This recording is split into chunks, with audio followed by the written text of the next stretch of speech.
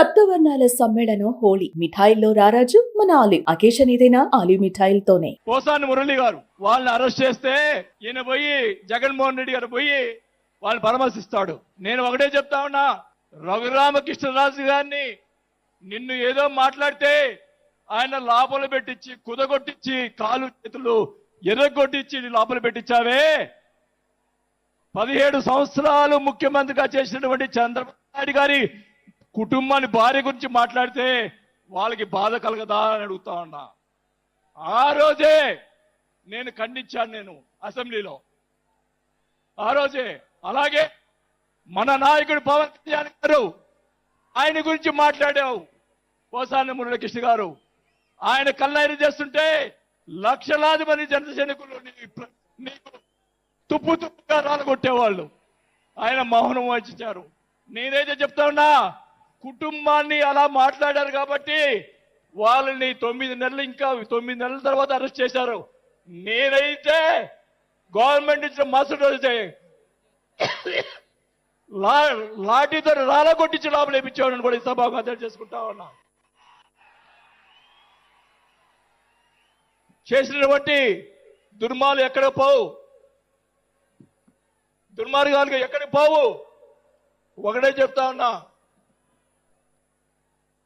నేను 5 సార్లు ఎమ్మెల్యే 2 సార్లు మంత్రి అయినా కూడా, నేను ప్రతిపక్షంలో ఉన్నప్పుడు కూడా మన నాయకుడు పవన్ కళ్యాణ్ గారు వైసీపీని ఒకరోజు అందరినీ తిడుతూ ఒక బాలినేని శ్రీనివాసరెడ్డి గారు లాంటి మంచి వాళ్ళు ఉన్నారని చెప్పి ఆ రోజు చెప్పిన రోజే నేను జనసేనలో చేరి ఉండాలి అని కూడా తెలియజేసుకుంటా ఉన్నా.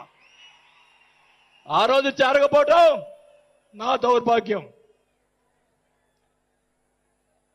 నేను ఈరోజు చెప్తా ఉన్నా,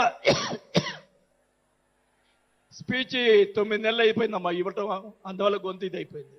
దయచేసి నేను మీ పిఠాపురం సాక్షి నిజాలు చెప్తా ఉన్నా. గవర్నమెంట్ వచ్చిన తర్వాత చిన్న చిన్న కార్యకర్తల మీద కేసులు పెట్టి లోపలేశారు. వాళ్ళని కాదండి లోపలేయాల్సింది, కోట్లు సంపాదించున్నారు. వాళ్ళని ఇంకా లోపలేలా, అదే నా బాధ. స్కాములు చేస్తున్నారు, కార్యకర్తలు పట్టించుకోలేదు. కోట్లు సంపాదించి ఈరోజు రకరకాలుగా మాట్లాడుతూ ఉన్నారు. పవన్ కళ్యాణ్ గారి గురించి మొన్న మాట్లాడాడు జగన్మోహన్ రెడ్డి గారు. ఏదో కౌన్సిలర్ అన్నాడు, ఏదో అన్నాడు.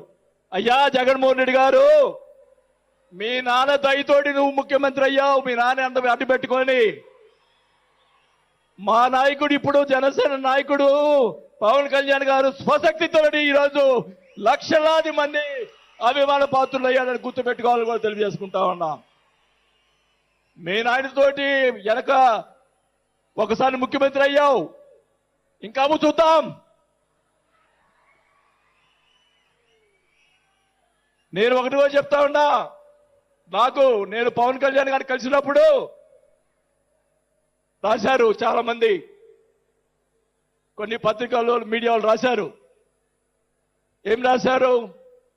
బాలినేని గారు చాణక్యుడు, కూటమిని విడగొడతాడని చెప్పి కొన్ని పత్రికలు రాసినాయి.